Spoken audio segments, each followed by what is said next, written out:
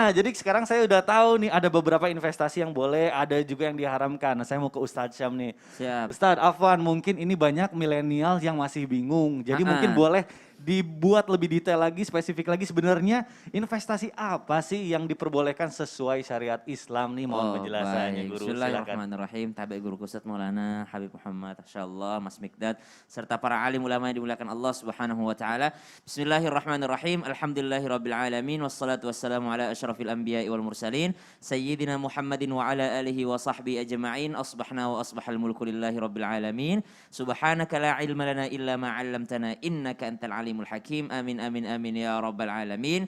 Insya Allah mudah-mudahan teman-teman yang menyaksikan Islam itu indah, kita sama-sama belajar supaya kita terhindar daripada apa yang diharamkan oleh Allah Subhanahu wa Amin, taala. amin, amin. Ya Rabbal Pertanyaannya sekarang, investasi apa saja sih yang diperbolehkan sesuai dengan syariat Islam? Sebenarnya yang diatur Islam itu yang disebutkan yang haram.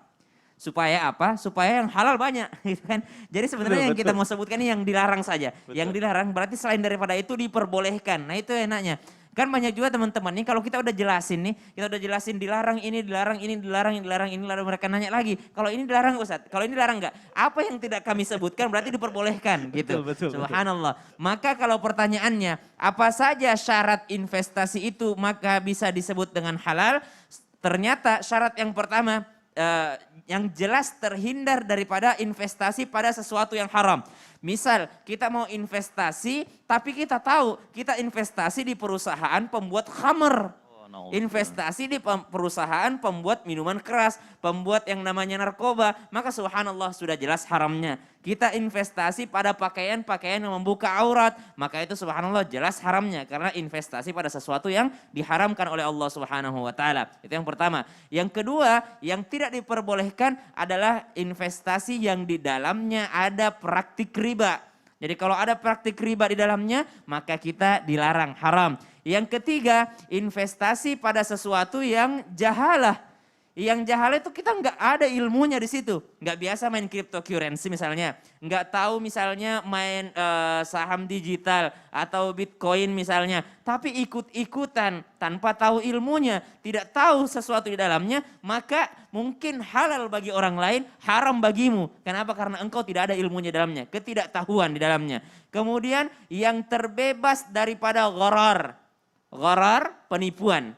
Dan terbebas daripada boror. Boror itu adalah saling merugikan. Maka subhanallah terbebas lagi daripada apa? Dari maisir, daripada perjudian.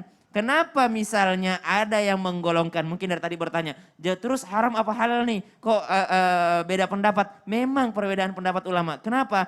Karena pada awalnya sesuatu ini halal, namun ternyata misal Bitcoin. Bitcoin pada awalnya halal, tapi ternyata bisa dipakai juga sekarang di situs-situs perjudian. Maka itu yang membuat ulama mengharamkannya. Maka harus terbebas daripada tadi maisir, daripada perjudian. Kemudian terbebas lagi dari apa? Terbebas daripada ghaban. Apa itu ghaban? Sesuatu pengelabuhan. Investasi kepada sesuatu, namun ternyata tadi sudah sampaikan guru kita Ustadz Maulana, bukan punya dia. Ya kan, beli saham pagi, sore dipaksa untuk menjualnya. Kenapa? Karena penjual sebelumnya ternyata bukan pemilik aslinya. Kenapa demikian dilarang? Karena Islam melarang menjual sesuatu yang bukan miliknya. Subhanallah, bukan punya dia tapi dijualin ke orang lain. Lalu dipaksa lagi orang yang tadi membelinya untuk menjualnya kembali. Maka silahkan dicatat, harus terhindar daripada investasi yang haram, terhindar daripada riba, terhindar daripada gharar, daripada boror, daripada maisir, daripada ghaban, daripada jahalah, terhindar daripada sesuatu yang diharamkan oleh Islam. Allahu ta'ala. Masya Allah. Nah makanya Islam juga menganjurkan untuk kita memperdalam lagi ilmunya. Ilmunya Ya, harus supaya ada ilmunya. Betul, supaya kita tahu nih kita investasi nih ngeluarin uang segini ternyata dipakainya untuk apa sih oleh perusahaan tersebut ya. Masya Allah. Nah menarik banget nih kita bicara kayak zaman now. Ini banyak anak muda itu yang berpikir bahwa aduh zaman sekarang kayaknya di saat lagi pandemi seperti ini kayaknya jadi YouTuber enak nih. Nah mohon izin nih, Ustadz Syam kan punya juga nih ya akun YouTube. Bisa dibilang lah saya juga konten kreator gitu. Kadang kalau misalnya lagi di rumah aja kita bikin konten. Saya juga gitu. bikin, cuman gak ada follow.